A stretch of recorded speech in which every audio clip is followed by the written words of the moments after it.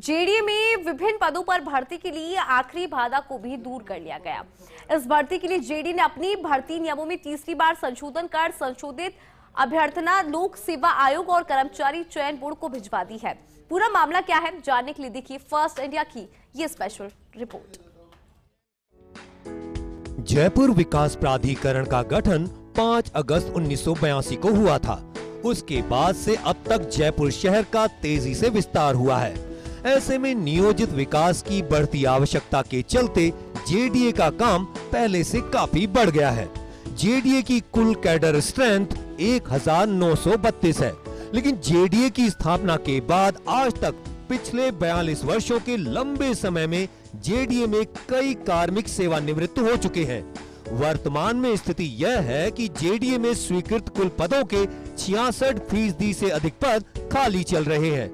केवल करीब 1/3 स्टाफ के भरोसे ही जेडीए में काम चलाया जा रहा है।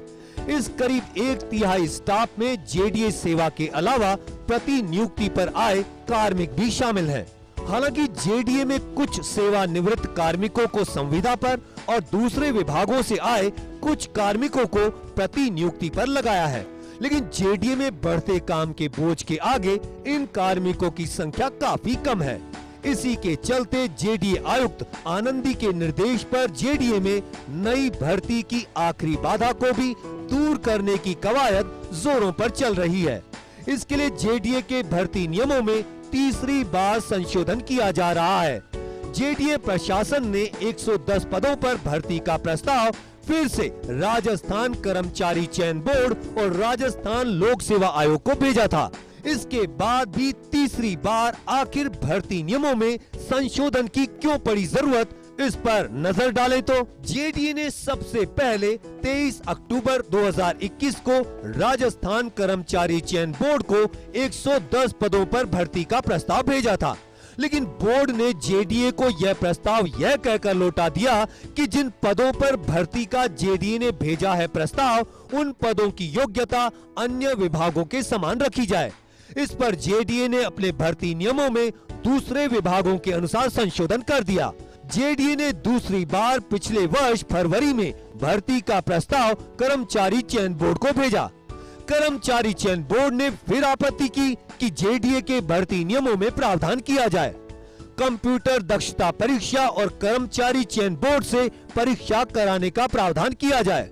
इसके बाद जेडीए ने दूसरी बार अपने भर्ती नियमों में संशोधन की कवायद शुरू कर दी। भर्ती नियमों में संशोधन के बाद अब तीसरी बार कर्मचारी चयन बोर्ड को प्रस्ताव भेजा था। इसी तरह एक प्रकार के पद पर भर्ती के लिए राज्य लोक सेवा आयोग को प्रस्ताव भेजा था, लेकिन इस प्रस्ताव पर लोक सेवा आयोग ने भर्ती नियमों में न्यूनतम आयु को संशोधन की बताई जरूरत। विभिन्न पदों के लिए न्यूनतम आयु का प्रावधान दूसरे विभागों से भिन्न होने के चलते बताई जरूरत।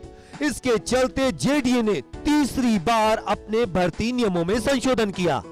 संशोधन की अधिसूचना जारी करने के बाद जेडीए ने संशोधित अभ्यर्थना कर्मचारी चयन बोर्ड और राजस्थान लोक सेवा आयोग को भेज दी है। संशोधित अभ्यर्थना भेजने के साथ ही अब जेडीए में 110 पदों पर जल्द भर्ती की उम्मीद जगी है। आपको बताते हैं कि किन संवर्गों के कितने पदों पर भर्ती की जाएगी। दरअसल जेडीए की ओर से कनिष्ठ लेखाकार के 15 पदों पर भर्ती की जाएगी, कनिष्ठ सहायक के 75 पदों और स्टेनोग्राफर के 10 पदों पर भर्ती की जाएगी। इन तीनों संवर्गों के पदों पर भर्ती के लिए जेडीए ने राजस्थान कर्मचारी चयन बोर्ड को प्रस्ताव भेजा है। इसके अलावा जेडीए की ओर से कनिष्ठ विधि अधिकारी के 10 पदों पर भी भर्ती की जाएगी। इसके लिए जेडीए ने राजस्थान लोक सेवा आयोग को प्रस्ताव भेजा है। कर्मचारी चयन बोर्ड और राज्य लोक सेवा आयोग की ओर से जल्द इन पदों पर भर्ती की उम्मीद है। जेडीए में 110 पदों पर भर्ती की आखिरी बाधा भी अब दूर हो गई है। जल्द ही अब इन पदों पर भर्ती की जाएगी। इसके अलावा जेडीए की ओर से 432 और पदों पर भर्ती की तैयारी है। भर्ती का प्रस्ताव वित्त विभाग के पास लंबित है। वित्त विभाग की हरी झंडी के बाद जेडीए इन पदों पर भी भर्ती करेगा। कैमरा पर्सन संजय सिंह राजपूत के साथ Abhishek Srivastava, first India news Jaipur.